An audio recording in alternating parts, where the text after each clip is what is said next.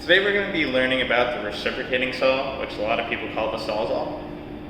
It's called the reciprocating saw because it reciprocates, which means it's going back and forth really quickly. It was made to automate regular saws like this one, where the maximum power and speed kind of came from the person and it was directly dependent on you. I would argue that the sawzall is a safer power tool than many of the others.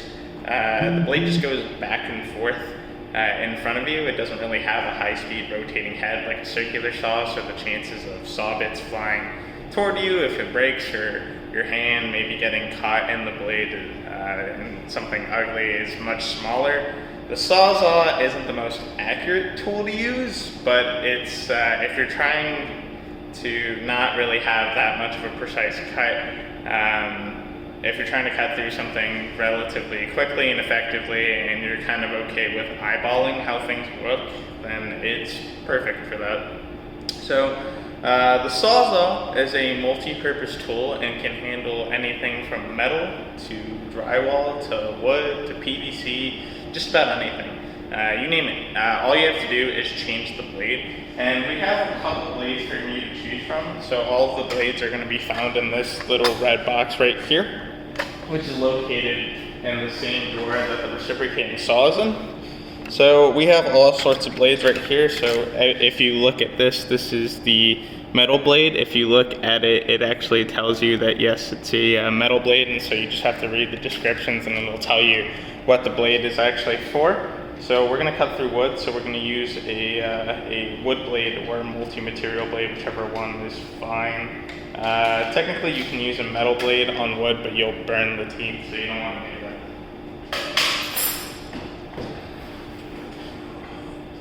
Okay, so to put the blade in, you're going to want to make sure that there's no battery in and that the trigger lock is currently enabled where you can't pull the trigger at all. If the battery's not in, then the saw's not going to work at all, so it's going to be fine either way. But to put it in, all you have to do is you should see this little lever right here. All you have to do is pull the lever back and hold it, and then you put the blade in the direction you want to cut.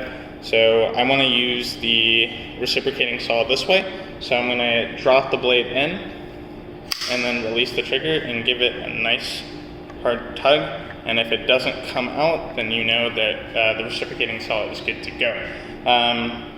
Now you are able to put the blade in the opposite direction, but that's usually if you're cutting drywall, and I doubt you'll be doing that in here.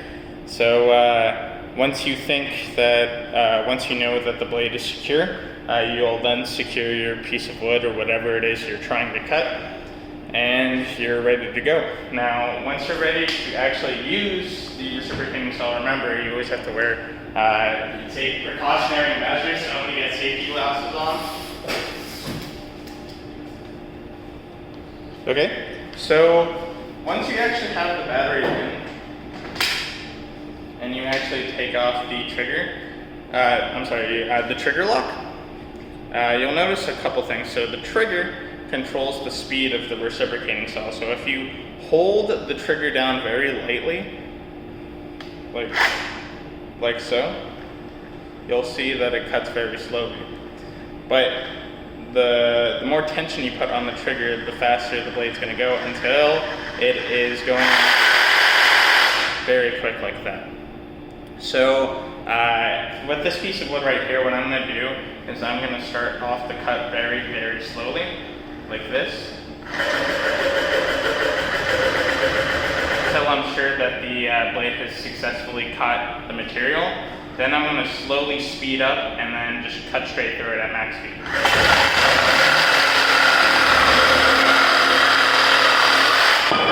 Just like that.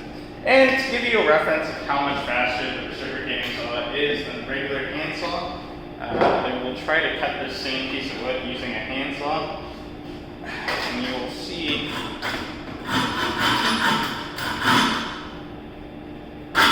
that it is much slower and a lot harder to do.